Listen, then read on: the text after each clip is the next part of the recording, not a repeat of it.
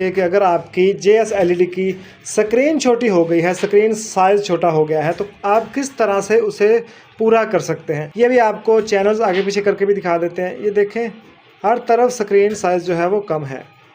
तो ये जनाब मेन्यू का बटन दबाया, मेन्यू का बटन दबाने के बाद ये जो नेक्स्ट एरो है, इसको एक दफ़ा दबाया, 2 दफ़ा, 3 दफ़ा, 4 दफ़ा, इन 4 डब्बों पे आ जाएगा। ठीक है, उसके बाद नीचे वाले एरो से हम एस्पेक्ट रेशो पे आ जाएंगे। एस्पेक्ट रेशो पे आने के बाद ये नेक्स्ट एरो दबाएंगे तो ये स्क्रीन साइज़ जो है वो ओपन हो जाएंगे। तो आप नीचे वाले एरो से अपनी मर्ज़ी का साइज़ जो है वो सिलेक्ट कर सकते हैं। ये देखें, कोई साइज़ बहुत बड़ा है और कोई बहुत छोटा है।